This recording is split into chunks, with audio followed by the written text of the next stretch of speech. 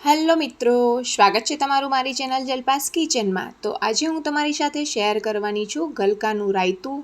અને આ રાયતું હું એકદમ નવી રીત સાથે બનાવવાની છું। અને આ રાયતું બનાવો તો તમારે શાકની જરૂર પણ નથી પડતી, એટલું ટેસ્ટી બનીને તૈયાર થાય છે। તો આજની રાયતાની રેસીપી જોતાં પહેલાં જો તમે મારી ચેનલ પર નવા છો તો ચેનલને જલ્દીથી સબસ્ક્રાઈબ કરી લો, જેથી આવનારા વિડીયોની નોટિફિકેશન તમને સૌથી પહેલાં મળતી રહે। અને જો તમને મારા વિડીયો પસંદ આવે તો લાઇક શેર જરૂરથી કરજો।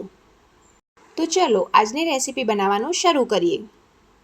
ગલકા રાયતું બનાવવા માટે 250 ગ્રામ જેટલા ગલકા લેવાના છે, જે એકદમ ફ્રેશ હોય તેવા જ લેવા। ત્યારબાદ 3 થી 4 નંગ જેટલા લીલા મરચાં અને અડધો ટુકડો આદુનો લેવાનો છે। તમારે રાયતામાં જેટલી તીખાશ જોઈએ તે પ્રમાણે તમે લીલા મરચાં લઈ શકો છો। ત્યારબાદ એકદમ મોડું દહીં લેવાનું છે, જે વજનમાં 400 ગ્રામ જેટલું લીધું છે। 400 ગ્રામ દહીં અને 250 ગ્રામ જેટલા ગલકામાંથી તમારે 4 વ્યક્તિ માટે રાયતું બનીને તૈયાર થશે। હવે ગલકાને આપણે છોલી લઈશું અને તેને ઝીણા સમારીને ઉપયોગમાં લેવાના છે। તો પહેલાં આપણે આ રીતે તેને છાલ ઉતારી દઈશું। હવે છાલ ઉતાર્યા બાદ ગલકાને આપણે એકદમ ઝીણા સમારી લેવાના છે।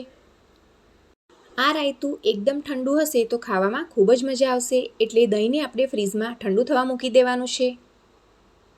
તમે કોઈ દિવસ ગલકાનું રાયતું બનાવ્યું છે? જો બનાવ્યું હોય તો મને કોમેન્ટ કરીને જરૂરથી જણાવજો। તો હવે તમે જોઈ શકો છો કે બધા જ ગલકા એકદમ સરસ એવા સમારાઈ ગયા છે।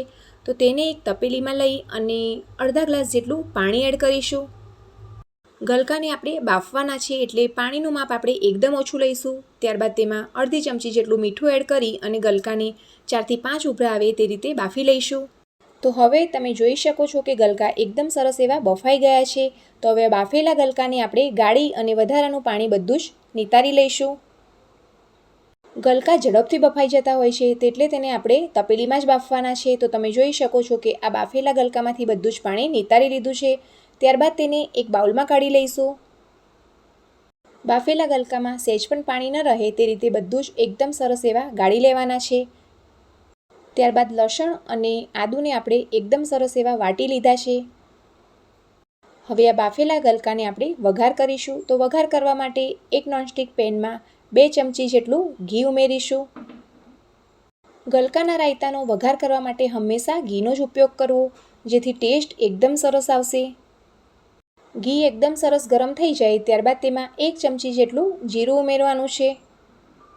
જો આ રાયતું તમને વધારે સ્પાઇસી પસંદ હોય તો લીલા મરચાં અને આદુનું પ્રમાણ વધારે લેવું। હવે જીરું એકદમ સરસ એવું ફૂટી ગયું છે। ત્યારબાદ આદુ અને લીલા મરચાંની પેસ્ટ કરીને રાખી હતી તેને સાંતળી લઈશું। આ રાયતું તમે રોટલી, પરાઠા કે પછી થેપલા સાથે ખાઈ શકો છો।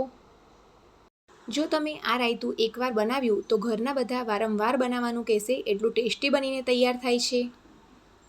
અને આ રાયતું બનાવીને તમે 2 થી 3 દિવસ માટે ફ્રીજમાં સ્ટોર પણ કરી શકો છો। રાયતું આપણે ઘીમાં વઘારીએ છીએ, તો જ્યારે પણ મરચું અને આદું શેકાશે એટલે એકદમ સરસ એવી સુગંધ આવવા લાગશે। આદુ મરચાં એકદમ સરસ એવા સંતરાઈ જાય ત્યારબાદ હવે આપણે તેમાં બાફેલા ગલકા ઉમેરવાના છે। ગલકા ઉમેર્યા બાદ 2 મિનિટ માટે તેને શેકાવા દઈશું, જેથી અંદર રહેલું બધું જ પાણી એકદમ સરસ એવું બળી જાય। જ્યારે આપણે ગલકા બાફ્યા હતા ત્યારે તેમાં મીઠું એડ કર્યું હતું, એટલે આપણે અત્યારે થોડું જ મીઠું એડ કરીશું। આપણે આ ગલકાને લાસ્ટમાં દહીંમાં ઉમેરવાના છે, એટલે દહીંમાં આપણે મીઠું નથી ઉમેર્યું, એટલે ફરીથી થોડું મીઠું એડ કરીશું। હવે મીઠું ઉમેર્યા બાદ ગેસની ફ્લેમ આપણે બંધ કરી અને ગલકાને થોડા ઠંડા પડવા દઈશું। જો ગરમ ગરમ ગલકાને આપણે દહીંમાં ઉમેરીશું તો દહીંમાંથી પાણી છૂટું પડી જશે અને રાયતું આપણું બરાબર નહીં બને, એટલે હંમેશા આપણે ગલકાને એકદમ ઠંડા થાય ત્યારબાદ જ ઠંડા દહીંમાં ઉમેરવાના છે। ગલકાને આપણે થોડી વાર માટે પંખા નીચે રાખીશું, એટલે જલ્દી ઠંડુ થઈ જાય।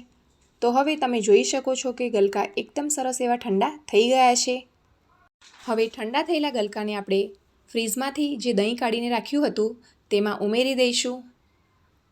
દહીંને મેં કલાક પહેલાં ફ્રીજમાં મૂકી દીધું હતું, એટલે એકદમ ઠંડુ થઈ ગયું છે। હવે આ બધા જ ગલકાને આપણે દહીંમાં ઉમેરી દઈએ। આ રાયતું એકદમ ઠંડુ હશે તો ખાવાની ખૂબ જ મજા આવશે। હવે ગલકાને દહીંમાં ઉમેર્યા બાદ એકદમ સરસ એવું મિક્સ કરી લઈશું, એટલે બધો જ મસાલો દહીંમાં સારી રીતે ભળી જાય। હવે દહીં અને ગલકાને મિક્સ કર્યા બાદ આપણું ગલકાનું રાયતું બનીને રેડી થઈ ગયું છે. આ રાયતું તમે રોટલી કે પરાઠા સાથે સર્વ કરી શકો છો. તો છે ને શાકની પણ જરૂર ન પડે તેવું ગલકાનું રાયતું ઘરે બનાવવાની એકદમ સરળ રીત. તો તમે પણ તમારા ઘરે ચોક્કસથી ટ્રાય કરજો અને મને કોમેન્ટમાં જણાવજો કે આજની આ રેસીપી તમને કેવી લાગી. અને જો તમને મારી આજની આ રેસીપીનો વિડીયો પસંદ આવ્યો હોય તો મારા વિડીયોને લાઇક કરો, ચેનલને સબસ્ક્રાઈબ કરો અને વિડીયોને ફેમિલી અને ફ્રેન્ડ્સના ગ્રુપમાં શેર કરો. તો ફરી મળીશું આવી જ એક અલગ રેસીપીના વિડીયો સાથે. ત્યાં સુધી આવજો.